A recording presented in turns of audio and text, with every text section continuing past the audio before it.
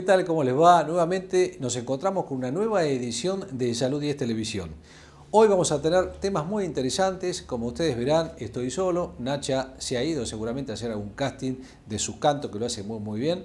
Y sí, vamos a estar con Andrea Videla y vamos a estar con Marcela Brescia, que nos van a hablar de gimnasia y nutrición. Vamos a tratar un tema muy interesante que ha dado para muchos debates últimamente en los medios, que es el glifosato, que es un elemento que se coloca un agroquímico que se coloca en los cultivos fundamentalmente para producir soja transgénica en mayor cantidad, y para eso invitamos al ingeniero Eduardo Requesens, ingeniero agrónomo, que nos explica al detalle de qué se trata esto y cuáles son realmente las problemáticas que puede traer o no. Y vamos a tener una segunda nota con el doctor Polo sobre temas de oncología, que ya lo tuvimos en los primeros programas, y también con la doctora Soriani, que va a hablar de temas actuales de la psiquiatría y psicología que nos afectan y que preocupan realmente a toda la población. Acompáñenos, vamos a tener un programa muy lindo e interesante.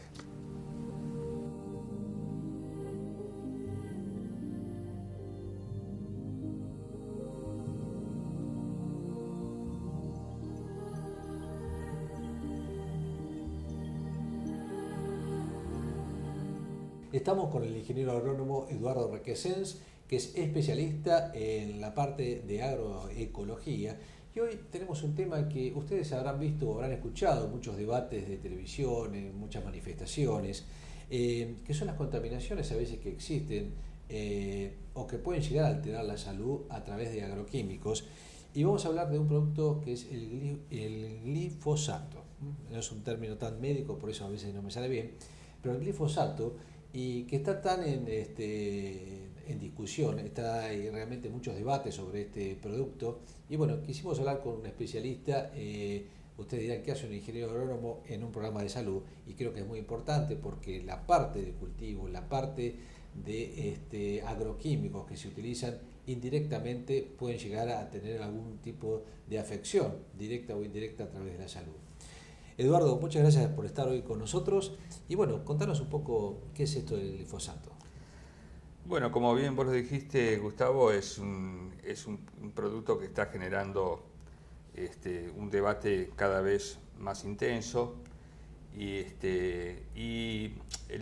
esto tiene que ver más que con el producto en sí mismo, con el modelo productivo que está imperando en los últimos años y que trae aparejado un aumento en el uso de este producto. El glifosato es un herbicida, es decir, es un producto que se utiliza para eliminar las malezas de los cultivos, que ya tiene muchos años, pero que ha ido creciendo fundamentalmente de la mano de la expansión de la soja, sobre todo de la soja transgénica, y de la siembra directa. Es decir, estos son dos tecnologías que surgieron a mediados de los 90, principio a mediados de los 90, y a partir de ahí generó toda una expansión de la agricultura en el mundo y en Argentina en particular.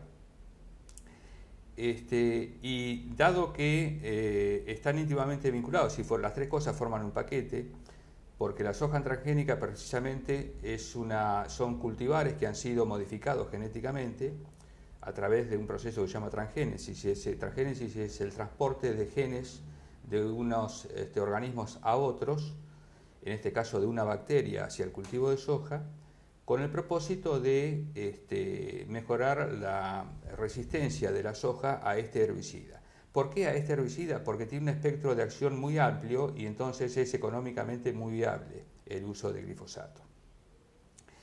Entonces, lo primero que hay que entender cuando se establece el debate de que si el glifosato impacta o no sobre el medio ambiente o sobre la salud humana, es entender qué está pasando con estos modelos productivos, ¿sí? ¿Qué sucede? Al aumentar la área sembrada con soja transgénica, aumenta también la cantidad de litros de glifosato que se usan para combatir las malezas, y entonces a medida que aumenta la cantidad de eventos de aplicación de glifosato, es lógico que aumente también las probabilidades de que existan eventos que puedan impactar sobre la salud humana o sobre el medio ambiente. ¿No? Eduardo, a ver si lo entiendo, uno que no es ingeniero agrónomo y no está mucho en el tema del campo, en la producción de la soja transgénica es modificar a la planta para que sea más resistente a los herbicidas, en este caso al glifosato. Exactamente. Entonces, de esa forma, uno hace que los cultivos sean más amplios, más productivos y se eche más cantidad de este herbicida, y esto puede llegar indirectamente a penetrar en los suelos y perjudicar, o en la planta en sí misma, ¿no? Bueno, afecta primariamente a la planta. A la planta. Después, los productos pueden tener más o menos residualidad en el suelo y pueden tener más o menos chances de contaminar de acuerdo a la cantidad que se utiliza, ¿no es cierto? Sí, sí. Hoy está tan en boga el tema de la soja transgénica, que realmente uno a veces, hay veces que asusta la palabra, porque no es el único producto que es transgénico, sino hay varias semillas que realmente hoy por hoy lo son. Y lo que uno se pregunta es si esas mutaciones genéticas pueden llegar realmente a alterar la salud, ¿no? Mira, es otro debate que está abierto. La verdad es que no hay un acuerdo cerrado sobre estas cuestiones. La opinión depende mucho de qué perspectiva estás analizando el problema. Es decir, imagínate vos que para una empresa que está generando ese producto, Sí. obviamente que la opinión va a ser favorable. Y de hecho, desde el punto de vista de la alimentación, ha tenido un impacto formidable en el sentido de que estas tecnologías permiten aumentar la producción y por lo tanto permiten cubrir la demanda alimenticia, que es cada vez más alta. Vos sabés que la población humana está creciendo, Sí. se prevé que va a seguir creciendo hasta finales de este siglo y por lo tanto hay que aumentar la producción de granos para poder satisfacer esa demanda. Estas tecnologías, desde ese punto de vista, han probado tener un impacto positivo. Ahora, desde otro punto de vista, hay quienes opinan que este modelo tiene anomalías en el sentido de que puede llegar a generar impactos sobre la salud, o sobre el medio ambiente. Eduardo, perdóname Sí, que te hago sí. una pregunta.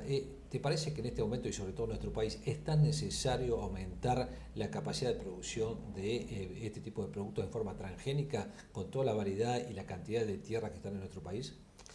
Bueno, yo estoy en contra de este modelo productivo. Estoy en contra de la concentración de la producción en pocos productos, en este caso la soja, porque además, porque tiene impactos negativos sobre la conservación de los recursos naturales, la tendencia al monocultivo, pero también tiene impactos negativos sobre la seguridad alimentaria, porque lo que está sucediendo en nuestro país es que la soja, la concentración de la soja está desplazando otros cultivos que son fundamentales para la alimentación, por ejemplo el caso del trigo.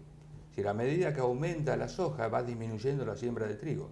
La soja se exporta en un 90 y pico %. Sí. En cambio el trigo es un producto fundamental para la alimentación de la población en Argentina y en Latinoamérica en general. Entonces ese modelo concentrador en un solo producto es riesgoso. Exactamente. Sí. Y hay, cuando vos hablas de exportación, hay países que realmente no aceptan recibir soja transgénica. No, la soja transgénica en nuestro país, la soja transgénica representa arriba del 95% de la soja que se siembra. ¿Sí?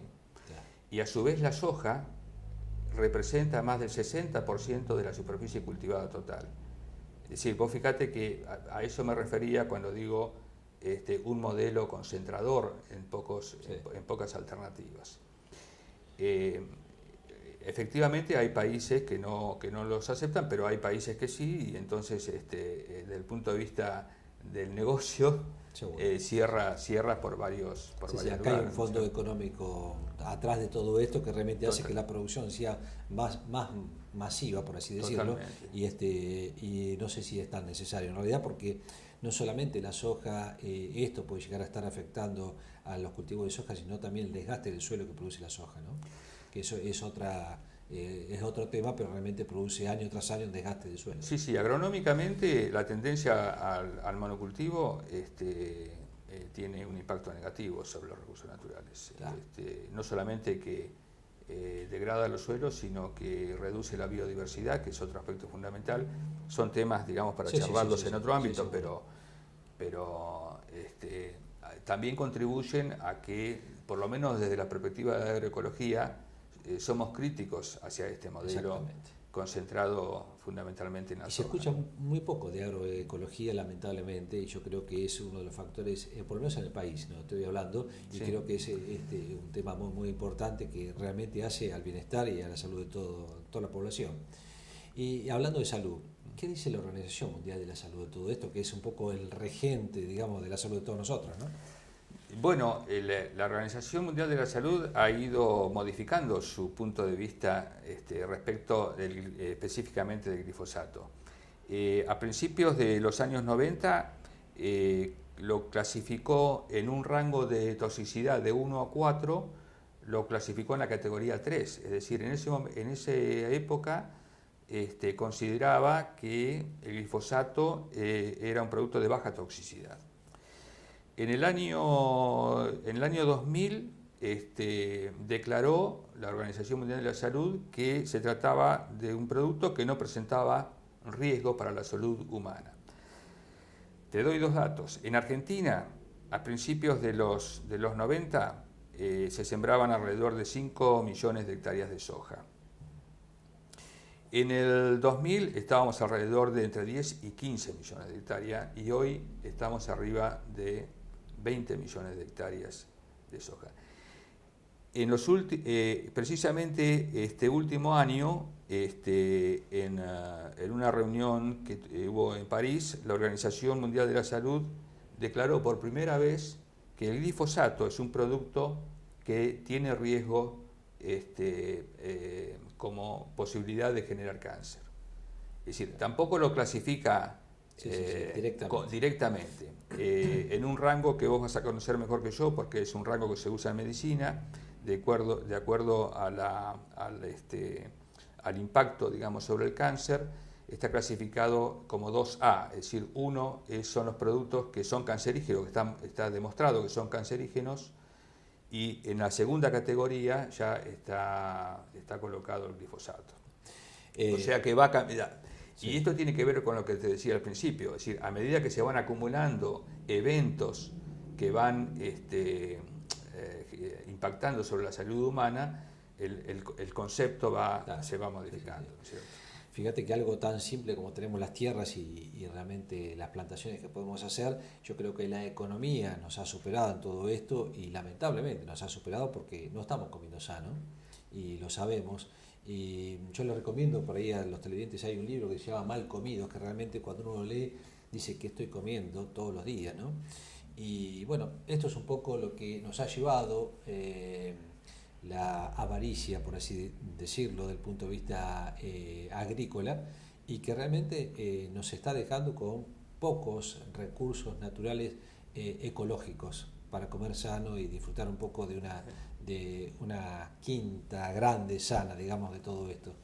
Eduardo, te agradecemos mucho, creo que da para mucho esto. Sí, yo quisiera arreglar un solo concepto más, Gustavo, para no dejar una mala imagen de los productos fitosanitarios. En sí mismos no son ni buenos ni malos, sino en función de cómo se utilizan. Exacto. Entonces también hay que dejar de demonizar a estos productos, porque realmente cuando son bien utilizados contribuyen a la alimentación y a la salud, ¿no es cierto? Yo imagino que es lo mismo que un medicamento, ¿no es cierto? Hacer esa comparación. Claro, cuando está bien administrado, el impacto es positivo. Ahora, si yo me tomo un frasco de pastillas, que cuando el médico me recetó que tome 1 o 2 por día, estoy haciendo un mal uso. Y con los fitosanitarios es exactamente lo mismo. Desde el punto de vista agronómico, son una herramienta tecnológica que ayudan a mejorar la producción. El problema es cuando no se utilizan de la manera que corresponde. Lo que importa es la calidad, ¿no es cierto? Y por eso la calidad de lo que vamos a consumir, y eso que puedo decir, va directamente relacionado con la exposición que tenga de los fitosanitarios. Exactamente. Eduardo, te agradecemos mucho y realmente es un debate muy interesante y creo que da para mucho este tema y fundamentalmente con ustedes, con los ingenieros agrónomos y especialistas como vos de la parte de agroecología, que es lo que tenemos que tratar de desarrollar y que la gente conozca un poco de todo esto. Y no solamente los que consumimos, sino la gente que está produciendo este tipo de alimentos, ¿no? Que son los que más tienen que tener un poco de cultura y conciencia del uso y de todos estos elementos. Y yo te agrego un ámbito más, el ámbito político, Gustavo. Sí, sí, sin duda. Sí, porque se necesita un cambio paradigmático en la forma de producir, pero ese cambio es imposible de que se genere si no es, digamos, si no está impulsado políticamente y avalado políticamente. Te agradezco mucho, Eduardo. No, gracias, el ingeniero Eduardo Requesens, que nos ilustró un poco sobre los agroquímicos.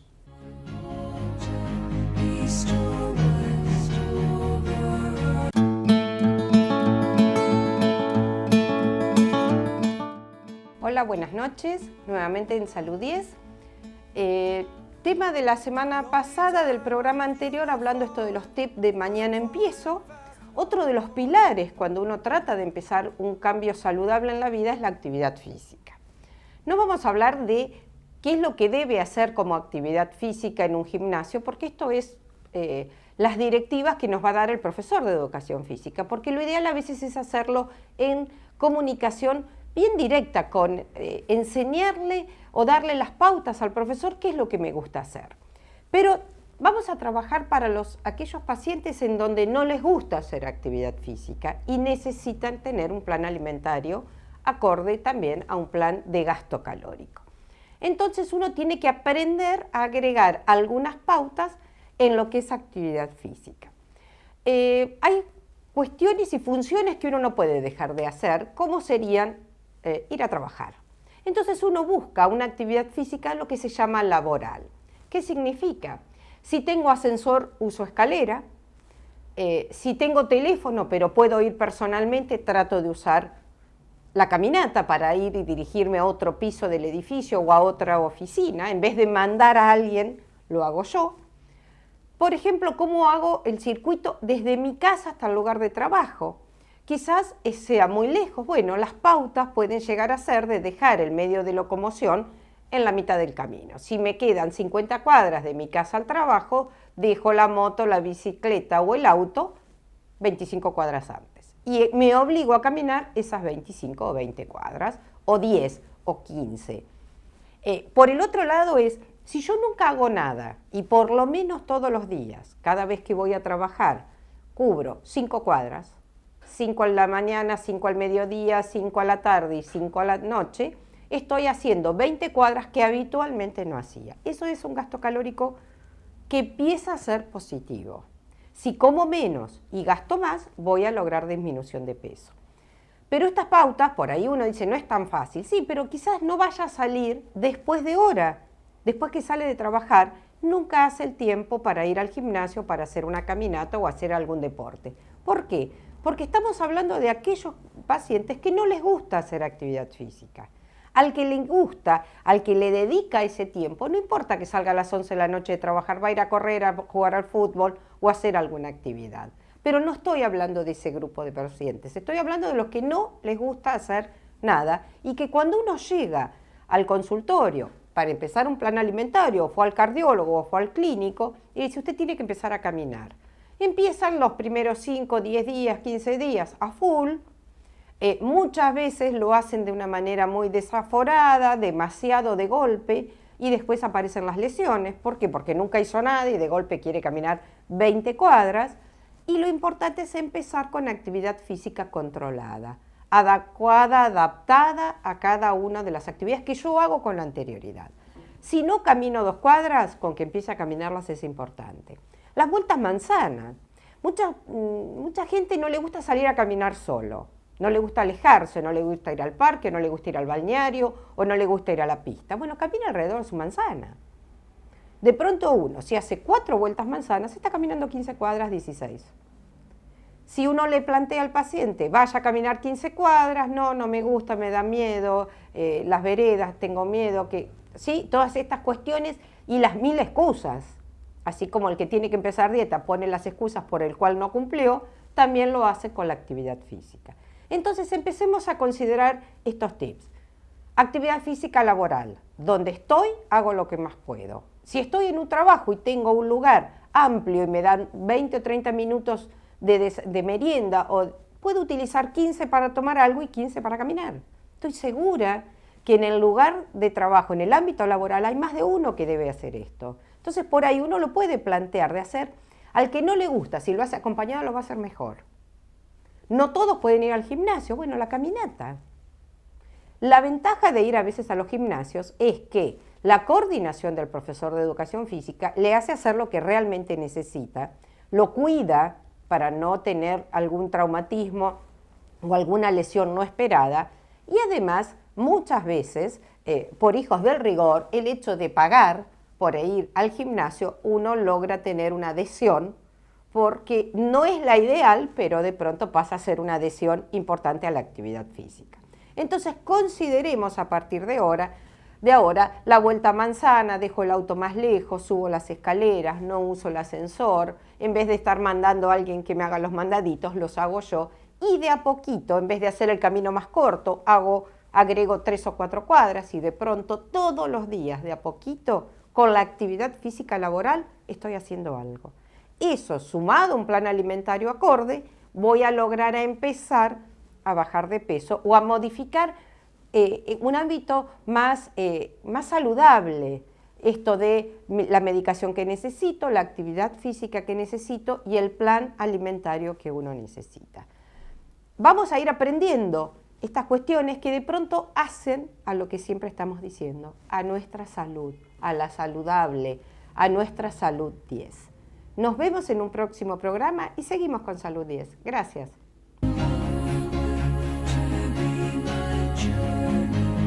Hola, hoy les voy a explicar lo que van a ver, una clase de gimnasia postural global o denominada GPG. Es una clase que se da, un método que se hace dentro de las clases de Pilates como complemento, o Pilates es el complemento también de la gimnasia postural global.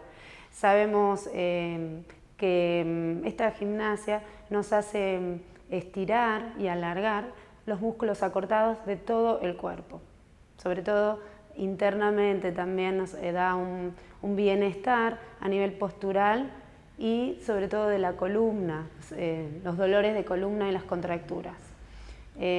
Trabajamos básicamente en la respiración y en posturas estáticas donde están todo el tiempo las personas que la realizan concentradas en colocar bien la columna y buscar alargar. En este caso, mi función sería la de controlar y alinear la columna y tratar de buscar el alargamiento de algunos lugares de dolencias y de acortamientos musculares. Bueno, es una linda actividad, es una actividad que por ahí a veces duele porque generalmente venimos con muchos vicios posturales o dolores de hernias de disco, de mal curadas lesiones, de malas posturas, de estar sentada mucho tiempo en oficinas, en las sillas, en la computadora, o también por estrés, por nervios y por malos hábitos. La gimnasia postural global la realizamos una vez por semana en el gimnasio y la verdad que a las personas cada vez les gusta más porque encuentran muchos resultados. Además, lo agregamos siempre con la actividad que refuerza Pilates y sobre todo buscamos controlar y mejorar la respiración y el bienestar personal. Muchas gracias. Nos vemos la próxima semana.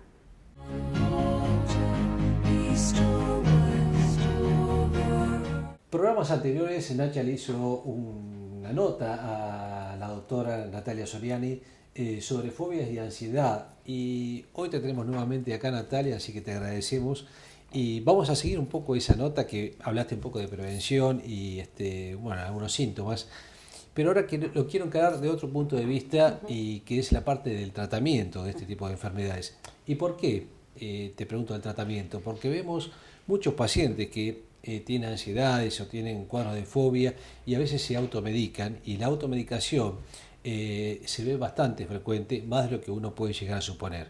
Así que, Natalia, la idea es que nos comentes un poco cuáles son las terapéuticas que se pueden llevar a cabo en estas dos patologías específicamente. Bien, bueno, obviamente que es importante hablar del tratamiento psicofarmacológico en el caso de que estas patologías lo ameriten, ¿no? Pero yo considero que no es lo único, no es el único abordaje para este tipo de trastornos de ansiedad o de fobias, Sí.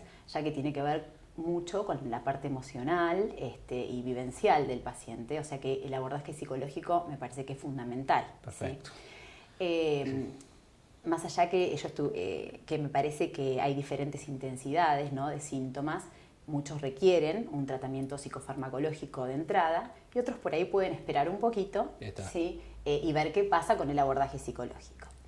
Ahora, ¿cuándo medicar, no? Es importante esto de hacer un buen diagnóstico. Lamentablemente, en estos trastornos los pacientes muchas veces llegan al psiquiatra ya medicados, Ajá.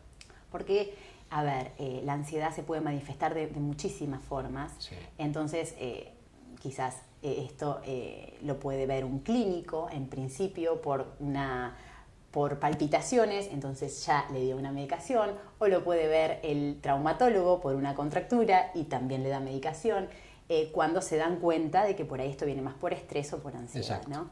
Entonces esto a nosotros a veces nos genera una dificultad o por lo menos una dilatación en lo que es el diagnóstico, ¿no? Sí, y sí, por sí. ahí el paciente viene con muchos años ya de tratamiento, entre comillas, ¿no? Porque Y es cierto que las enfermedades psicosomáticas hoy también son mucho más frecuentes que tiempos atrás, ¿no? totalmente, sí, totalmente. Se está viendo mucho que el estrés y la forma acelerada en la que vivimos todo el tiempo nos lleva a ser mucho menos tolerantes con un montón de síntomas, y uno, la verdad, que tiene mucho más vulnerabilidad a desarrollar patologías Y te iba a preguntar otra cosa, que es el tema de que los pacientes están en tratamiento y muchas veces, bueno, notan cierta mejoría después de un tiempo de haber empezado la terapia y abandonan la terapia porque se cree que están curados o sanos, y sin haberle consultado, en este caso al psicólogo o al psiquiatra, de si realmente necesitan seguir con el tratamiento o no. Se sienten bien y abandonan todo. Sí, esto es algo importante porque el tratamiento, la verdad que no es simplemente el ansiolítico, que es lo que la mayoría de los pacientes toma cuando se siente ansioso, ¿sí? Sí. El tratamiento ansiolítico es simplemente un tratamiento sintomático, ¿sí? Exacto. El tratamiento de la ansiedad, propiamente dicha, requiere un antidepresivo, ¿sí? No porque el paciente esté deprimido, sino porque es el tratamiento de la ansiedad que acompaña a ese ansiolítico, que se tendría que tomar muy poco tiempo, ¿sí? Y pasa generalmente al revés. El paciente toma el ansiolítico, nota mejoría, lo toma por un tiempo, con suerte lo deja, muchas veces no lo deja nunca, Sí, ¿sí? sí, sí, Entonces entramos como en un círculo vicioso en el cual no hay mejoría objetiva, ¿sí? Pero sí el paciente siente subjetivamente Claro, que ha claro. mejorado. Es muy frecuente de encontrar pacientes en nuestras especialidades, ¿no? Que uno le pregunta qué medicamento toma y, bueno, un clonazepam, que es lo más habitual. Bueno, ¿y cuánto se lo toma? Y hace mucho. Muchísimo. ¿Y quién se lo dio? Y ya ni me acuerdo. No. Entonces, esto que vos decís es muy importante, Sí. porque creo que tiene que tener un control Totalmente. y probablemente ni lo necesite en este momento, pero bueno, al haber abandonado su terapia o su control psicológico, psiquiátrico, es importante, ¿no? Y sí, porque teniendo en cuenta que estos ansiolíticos son medicaciones que se deberían tomar menos de 3 meses, Claro. hasta uno hacer un diagnóstico y decidir si necesita o no otra cosa, pensar que una persona le está tomando 20 años o más, demasiado. hay que pensar un poco en los efectos adversos Sí. que esta y cualquier otra medicación genera a largo plazo sin una buena indicación. Vos dijiste algo muy importante al principio, que no todo paciente necesita medicación, un fármaco, No. y que muchos tal vez con la terapia salen adelante, y la ansiedad, que es un cuadro tan importante, bueno, creo que esto es fundamental, ¿no? Sí, el tema ahora de la inmediatez, ¿no? Y de la solución rápida. Y más con esto, que es la ansiedad, es también muy difícil de manejar, ¿no? El paciente llega y te pide un auxilio o que uno le saque esto sí o sí, entonces es muy difícil también explicarle que por ahí, con un abordaje psicológico o bajando un cambio o haciendo otra cosa, Bueno, entonces uno recurre a la medicación, generalmente uno también Sí, lo hace. para ayudar, claro. Para ayudar, pero si el paciente está informado, si toma conciencia acerca de cómo Sí. tiene que tomar la medicación, cuánto tiempo y cómo tiene que estar controlada, la cosa mejora y mucho. ¿Y son más reacios las personas de mayor edad a tener este tipo de terapia sin farmacología? Y puede ser, porque... Lo pregunto esto porque es un mito en realidad, ¿no? Sí, cuesta más Exacto. porque hay más resistencia en las personas Claro. adultas o en las personas mayores.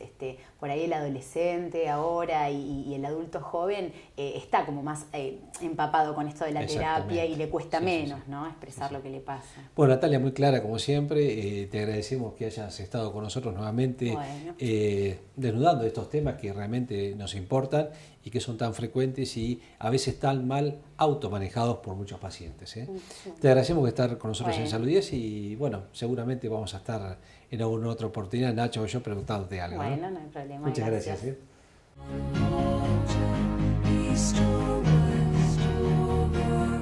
Estamos nuevamente, como dijimos en el inicio del programa, con el doctor Sebastián Polo, que es médico oncólogo y que unos programas atrás estuvimos hablando con él. Nacha le hizo una nota sobre prevención fundamentalmente de enfermedades oncológicas y qué cuidados habría que tener. Y hoy, Sebastián, gracias nuevamente por estar con nosotros. Gracias a vos. Y te queremos preguntar un poco de una de las patologías más frecuentes oncológicas, como es el cáncer colorectal o el cáncer de intestino. Y bueno, ¿cómo se puede llegar a presentar? ¿Qué recaudos tenemos que tener frente a este tipo de patología? Bueno, uno de los síntomas más frecuentes en cuanto al cáncer colorectal es el debuta con anemia. Es un paciente muy frecuentemente en un estudio de rutina suele tener anemia. Al médico eso, si no es una mujer que esté en periodo fértil, una anemia nos tiene que llamar la atención. En ese caso el médico hará un estudio que se llama sangre oculta en materia fecal y el estudio de la anemia. Lo importante es por ahí no estar tentado de dar hierro, sino buscar la causa. Claro, y tapar el síntoma de la anemia, Sí. sino buscar la causa de la anemia que, como te dije, si no es una mujer que esté menstruando, no hay una pérdida de hierro importante en el organismo, naturalmente. De eso, una pesquisa de un síntoma en un paciente que se hizo un control clínico habitual, es lo que deberíamos hacer. Por otro lado, la prevención del cáncer de colon, la indicación de la prevención secundaria, como dijimos en el otro programa, es en pacientes mayores después de los 50 años, una fibrocolonoscopía, que está discutido si hacerla cada 5 años o 10 años. Eso es una discusión de los médicos, técnica, de si se justifica el costo-beneficio de hacerla cada 5 años o cada 10. Y es un método que, si bien es agresivo, entre comillas, porque realmente hoy por hoy no se siente nada, hacer una fibrocolonoscopía es muy importante para tratar de prevenir. Si uno tiene una pequeña lesión, realmente las posibilidades de curación son del 100%, ¿no? Sí. Sí, detecta pólipos pequeños que pueden ser resecados y incluso pólipos que, según el tipo de anatomía que tengan, anatomía patológica, se sabe que tienen más o menos chance de mutar y transformarse en un tumor maligno a largo plazo. Esos son los pólipos tubulares, tubulovellosos y vellosos. Y bueno, con respecto a cada cuánto está discutido, pero se estipula que después de los 50 sea cada 5 años. Después, a la segunda o tercera fibrocolonoscopía, que da normal cada 5 años, se puede prolongar, espaciar el tiempo. Es importante los antecedentes hereditarios o familiares, ¿no? En cuanto a esto. Sí, Hay enfermedad heredofamiliar colónica asociada a pólipos y no polipoidea. Pero de todas formas esa predisposición familiar representa el 15-20% de los tumores. Así que la indicación de hacer fibrocolonoscopía cada 5 años después de los 50 es para la población general. Eso es muy importante, o sea que todos aquellos que tengamos más de 50 años, realizar una fibrocolonoscopía como prevención de las enfermedades colónicas que pueden llegar a derivar en un cáncer o no, es de suma importancia y es un estudio que hoy no le debemos tener miedo, que no es tan cruento como se hacía por ahí años anteriores y hoy realmente no se siente nada y lo que se puede llegar a valorar o el beneficio que pueden llegar a tener con este estudio realmente es muy alto, ¿no? Sí.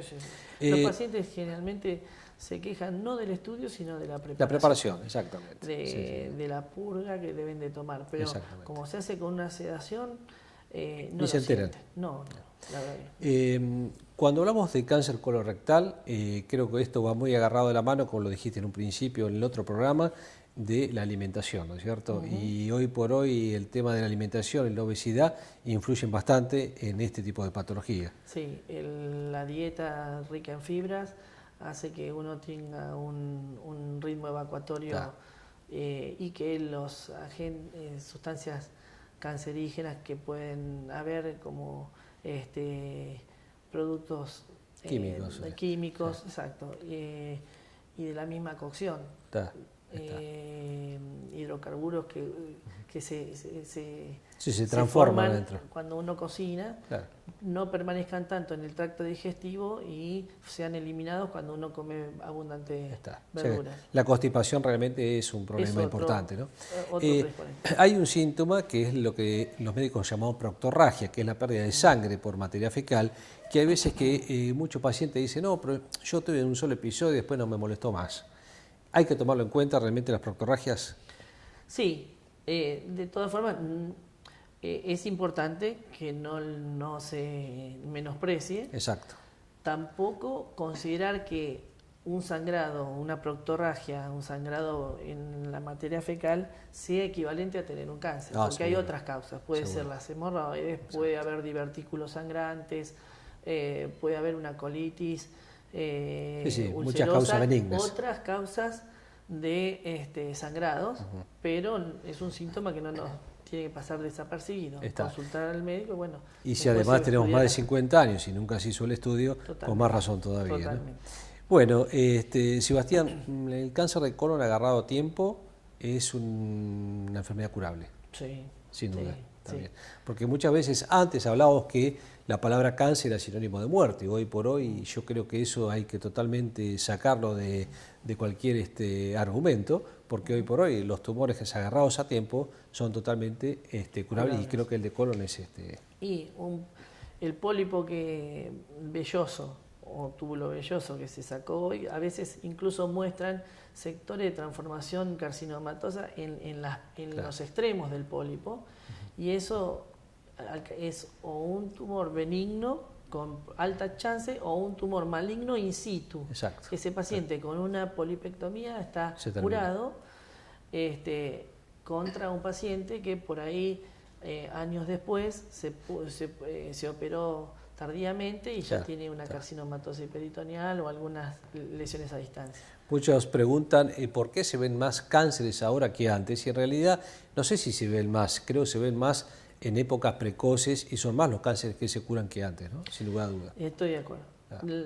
Esa es otra pregunta de la gente frecuente, si hay más cáncer ahora que antes, y yo creo que primero se diagnostica con mayor certeza. Antes no se enviaban al patólogo todas las piezas quirúrgicas, no se estudiaba profundamente, había muchos decesos que no tenían diagnósticos de certeza, se hacían las autopsias, pero no era una cuestión, no era tan sistemático. Sí. Y por otro lado, es una opinión personal, yo creo que la expectativa de vida ha aumentado Y en otras décadas pasadas, una persona moría a los 50 por un infarto,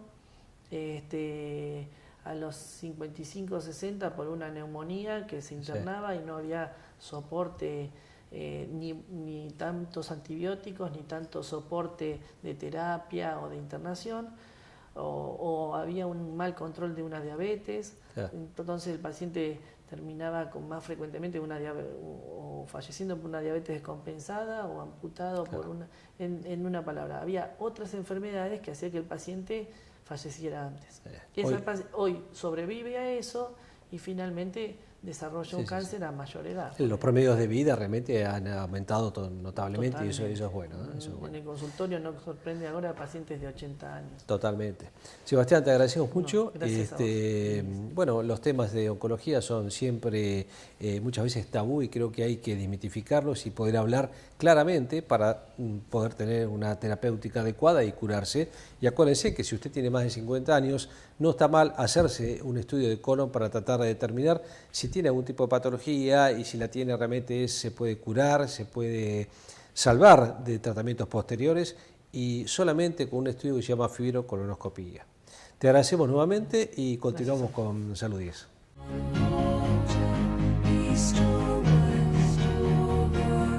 Espero que les haya gustado el programa de hoy, que los temas que tratamos fueron muy interesantes, pasando de los agroquímicos, el glifosato que nos habló el ingeniero Requesens, los temas de oncología con el doctor Sebastián Polo, hablamos de nutrición con Marcela Brescia, gimnasia con Andrea Videla, y también temas de psiquiatría con la doctora Soriani. Muchísimas gracias por habernos acompañado. Vamos a tener el próxima semana, a las 21 horas del día lunes, un programa también muy interesante que no quiero que se lo pierdan. Gracias por acompañarnos y nos vemos en 7 días.